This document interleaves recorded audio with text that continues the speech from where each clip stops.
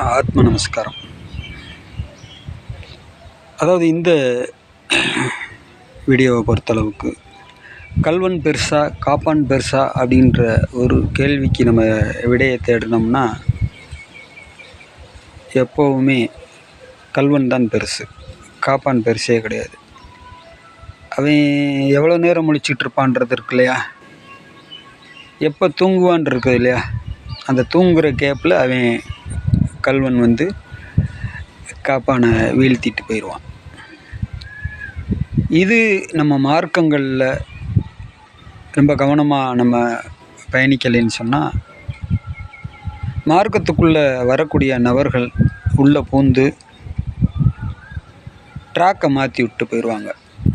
அதுக்கு நீங்கள் கேள்விப்பட்டிருக்கீங்க, மறுவல்னு பேர். அதுக்கு மருவி போயிடுச்சு. அவர் சொன்ன விஷயம் வேறு, ஆனால் காலப்போக்கில் அது மருவி போயிடுச்சுன்னு சொல்லுவாங்க.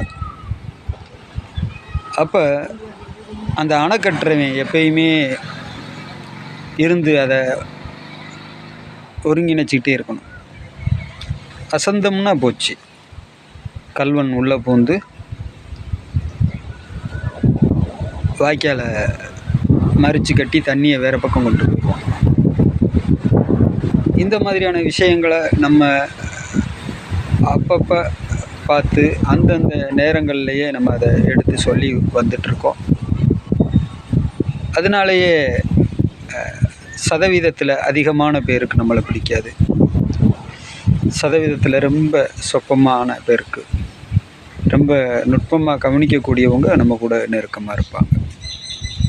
நம்ம ஏற்கனவே கூட ஒரு நபரை கேட்டோம், சாமி சொன்ன விஷயத்தை நீ சொல்கிறியா, சொல்லு, நல்லா சொல்லு, ஆனால் சாமி கூடவே ஸ்க்ரீனில் இருந்த மாதிரி சொல்லாத.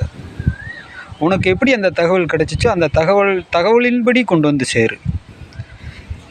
அந்த ஸ்கிரிப்டில் சாமி கூடவே இருந்த மாதிரி நீ பில்டப் பண்ணாத அப்படின்றத நம்ம அந்த மாதிரி பேசின ஒரு நபருக்கு நம்ம வீடியோ போட்டோம். இந்த மாதிரி வீடியோ போட்டோம். இப்படி நுட்பமாக கண்டறிஞ்சு அப்பப்போ அதை சுத்தியில் வச்சு தட்டலைன்னா அது கோணலாக போயிடும். சமீபத்தில் ஒரு விழாவில் பார்த்திங்கன்னா சொல்ல வேண்டிய விஷயம் 2 நிமிஷத்தில் சொல்லி முடிச்சிடலாம்.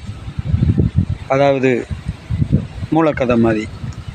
ஆனால் திரைக்கதை மாதிரி ஏறத்தாழ 40 நிமிஷம் அந்த மேடையவே அபகரிக்கக்கூடிய ஒரு சூழல்.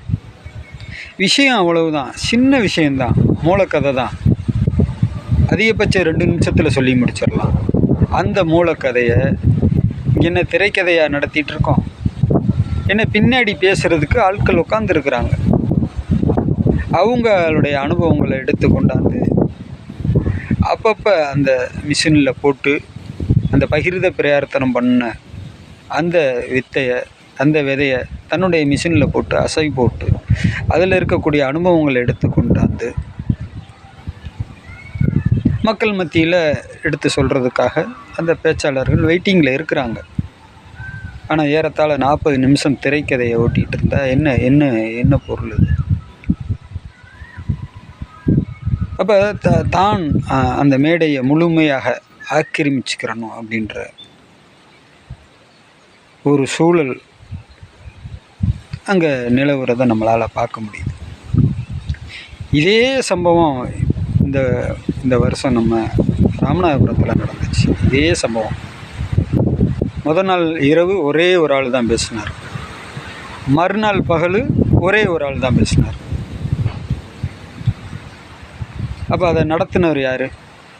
நடத்துனவரை வந்து பொம்மை மாதிரி வச்சுட்டு ஒரு ஆள் உள்ளே பூந்து நான் உங்களுக்கு அதை பண்ணுறேன் இதை பண்ணுறேன்னு சொல்லி இதுதான் இந்த ட்ராக் மாற்றுற வேலை. நம்ம கவனமாக இல்லை அப்படின்னா கல்வன் உள்ளே பூந்துருவோம். எங்கே என்ன கேப் இருக்குது, எந்த கேப்பை நிரப்புற மாதிரி நம்ம உள்ளே போவோம் அப்படின்னு வரக்கூடியவங்க வந்து அந்த வேலைகளெல்லாம் பார்த்துட்டு போயிடுறாங்க. அதனால் நம்ம ஆத்ம சொந்தங்கள் இந்த மாதிரியான விஷயங்கள் எல்லாம் ரொம்ப நுட்பமாக கவனிக்கணும்.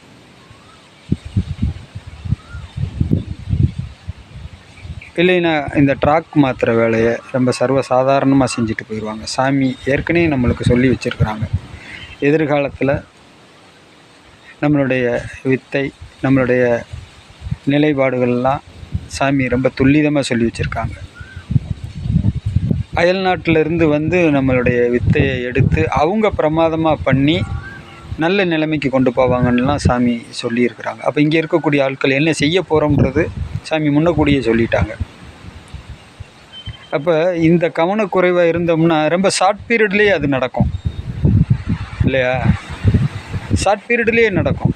அதனால் நம்ம ஒவ்வொரு விஷயத்தையும் ரொம்ப துல்லிதமாக கவனித்து என்ன சொல்ல வர்றையோ அதை நறுக்குன்னு சொல்லிவிட்டு கீழே இறங்கு அப்படின்றத அந்த மேடையை நடத்தக்கூடியவர்கள், நிகழ்ச்சியை நடத்தக்கூடியவர்கள் அந்த விஷயங்களில் ரொம்ப தெளிவாக இருந்து செயல்படணும்.